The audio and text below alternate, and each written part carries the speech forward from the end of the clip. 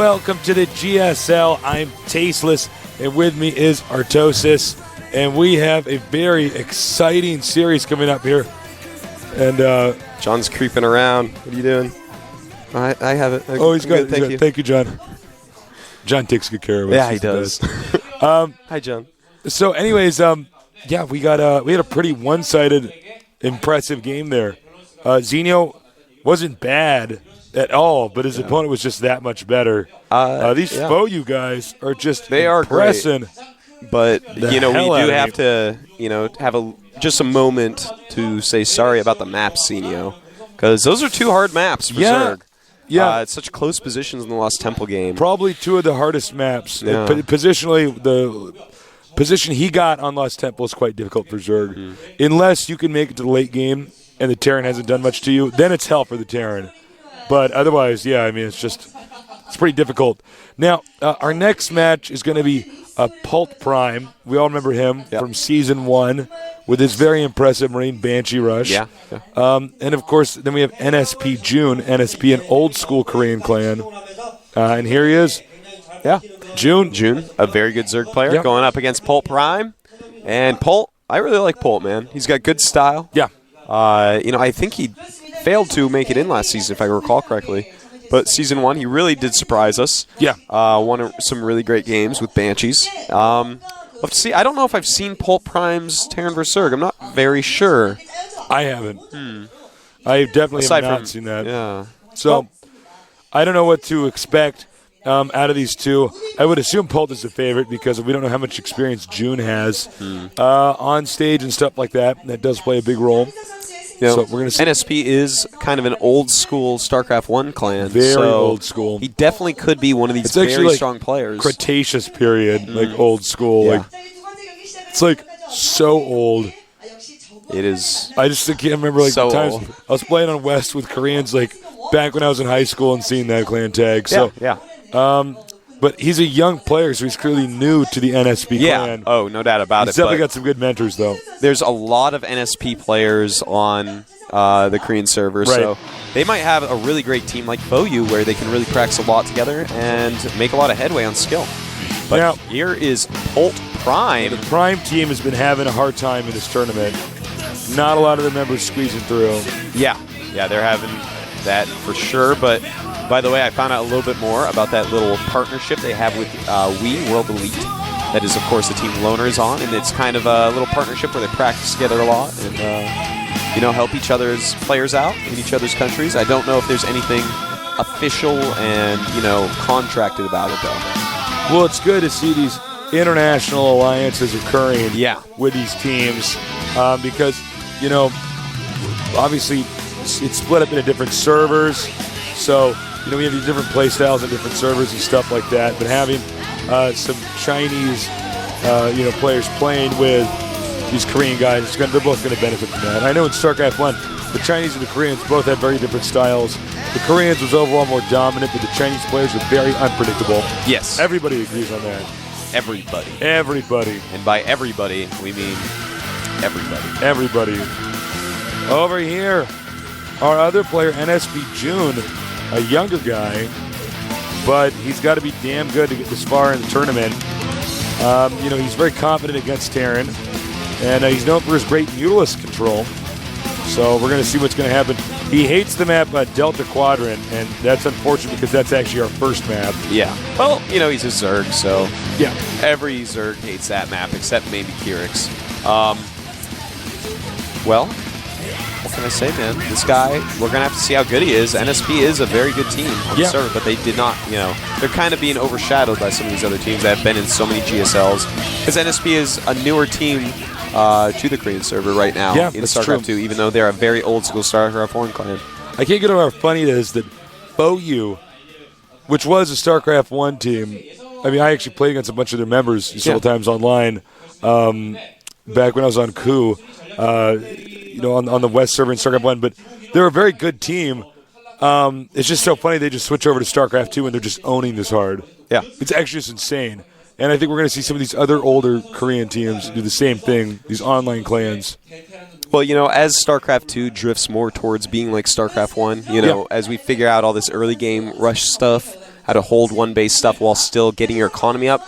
That's what StarCraft 1 was all about. So the players that have these years and years of economy management, multitasking, practice under their belt, they're going to, of course, take the reins and start beating everybody. Makes sense. The games are pretty similar. So here is the maps for this series: Delta Quadrant, Scrap Station, and Xel'Naga Caverns. Now note, on Delta Quadrant, as I said before, Joon, that's his least favorite map. He's not comfortable on that. He's the most confident on Xel'Naga Caverns. So that's something to bear in mind for him in this situation. Xel'Naga is a very played map. Obviously we see it all the time. It seems like every best of 3 before this season had it. I played most on. Yeah. I don't know if you have the same experience. I always end up getting it. On the Korean server, it seems like, some people X off certain maps. No one ever X's off Xel'Naga Caverns. It's just, so you just always end up on the lesser of all evils. It's one of these maps that you're just like, whatever, I'll play there. That map in Metalopolis, everybody's played a ton on. Yeah. But Xel'Naga Caverns kind of the big one-on-one map, and then Metalopolis, the big 4-player map. So it's pretty cool. Well, both players are saying that they are ready, so we're going to get this game going in a minute. Both of them wishing each other good luck because they're just so manner. Of course. And, nice guys. So when this thing gets going, we're going to see if we might see some marine rushes coming here from the Terran. 2 barracks has been pretty popular. Yeah. Not as popular yesterday, but the day before that, I think I actually lost count of how many of those we saw. So we'll see if we see that again this time. Countdown started. Let's get ready for some more TVZ. It's TVZ all day today, with the exception of the other game. So enjoy it.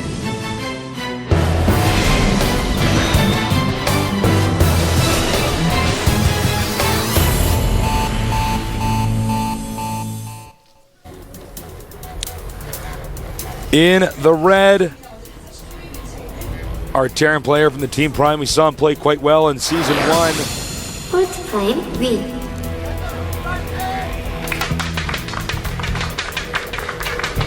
Up here in the blue, not far from his opponent. New to the scene in StarCraft 2. NSP Joon.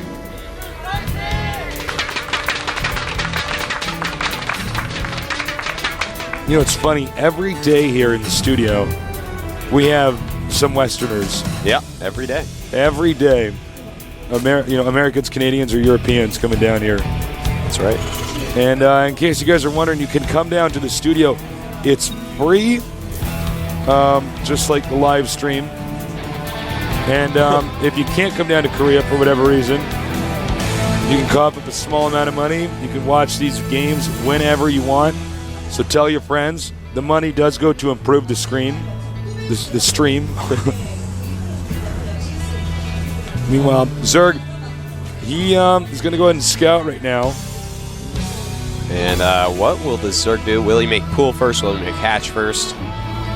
It's such a close map rush distance-wise. Any hatch first build could be suicide. Terran goes for refinery. Of course, our Zerg player is going to go for hatchery first.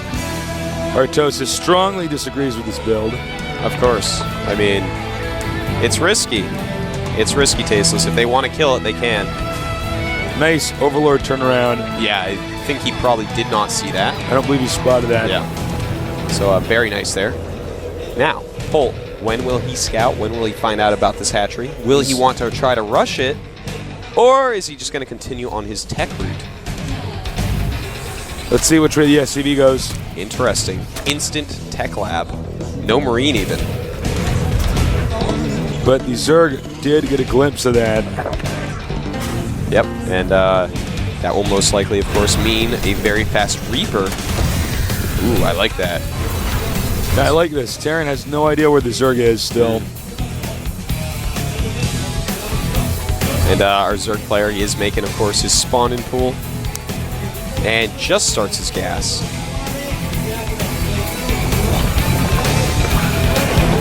Let's see what he can do with this Reaper.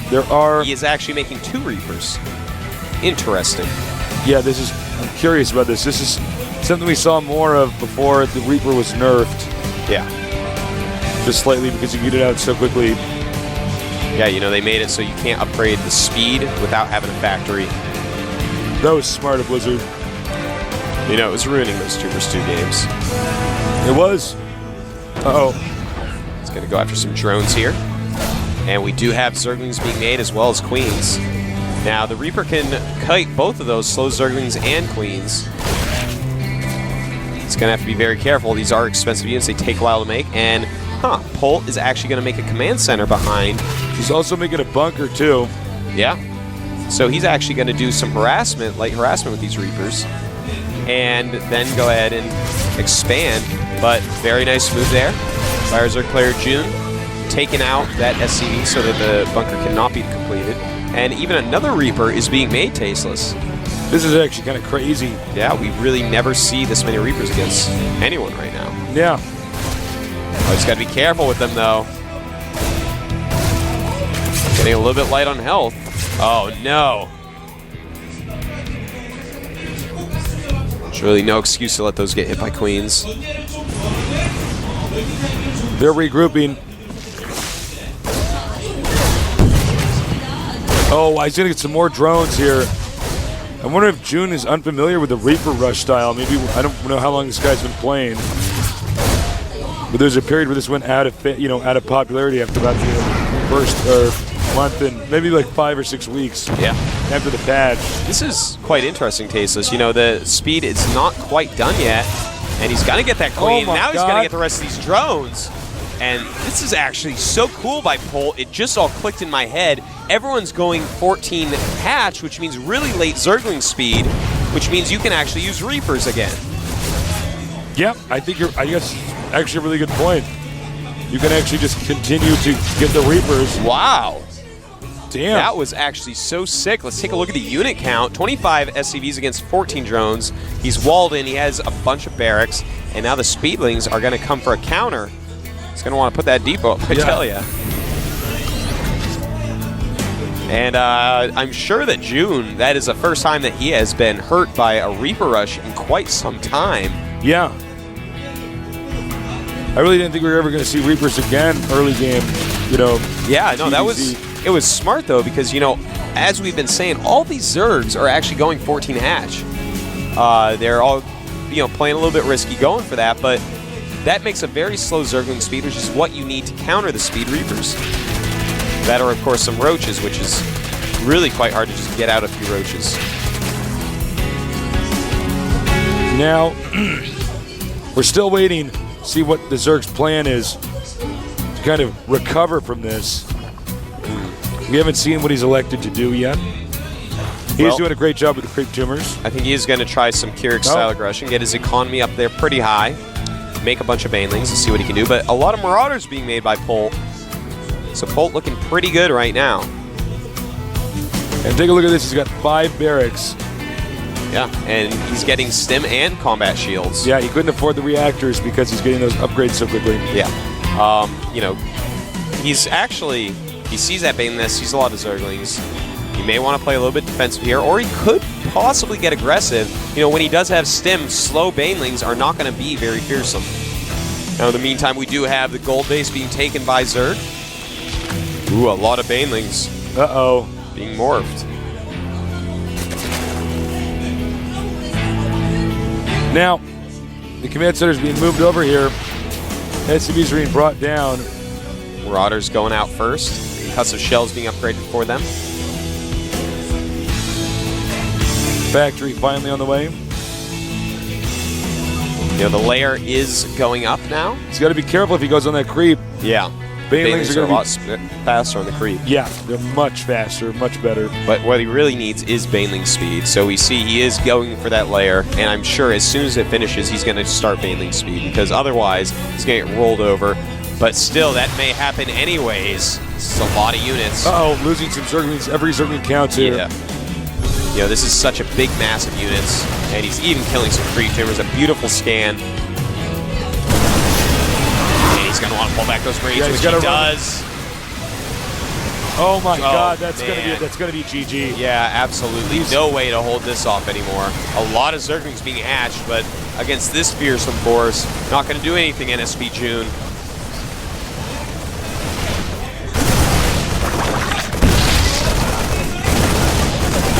And that's going to be it. He can get up there and even kill some of these banelings before they complete. Even if he loses a chunk of his units, it doesn't really matter that much. He's already taken this expansion. Joon's actually taken out quite a considerable amount of units, though, I got to say. Yeah, he's... Oh, not nice bad. banelings. Killing quite a bit, but losing that natural, losing those drones, losing the queen, losing his army. I mean, this is going to be something very hard to come back from. Drones are on the way over here. And there it is, GG.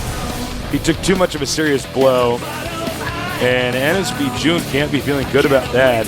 Polt Prime, though, not bad. I mean, he was pretty I like the impressive. Reapers, man. I like the fact that he is using a unit that right now is very underused. It's normally used only to scout and do just very light harassment on a couple drones. But that's kind of a metagame play right there. You know, if someone pulls first, they can get that speed out just so quickly that the slow Reapers aren't going to do anything. Yeah. But against the slow Zerglings that come with having the hatchery first build, we saw that Polt just executed it beautifully, and it won him the game, basically. It got him to a position where all he had to do is make a bunch of these units stim and attack. Yeah, I mean, you're close together. You cripple your opponent like that early on. Force them to make a lot of Zerglings, kill off drones, even get a queen. All you really have to do then is make the next group of units, and at the Zerg, you could just attack him. Yeah.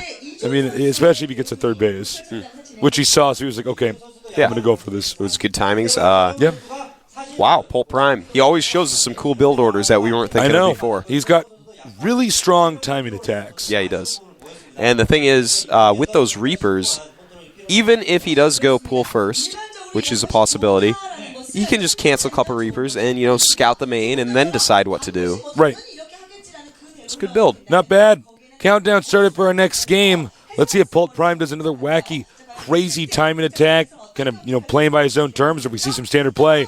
And let's see if NSB Joon can actually get out of this situation.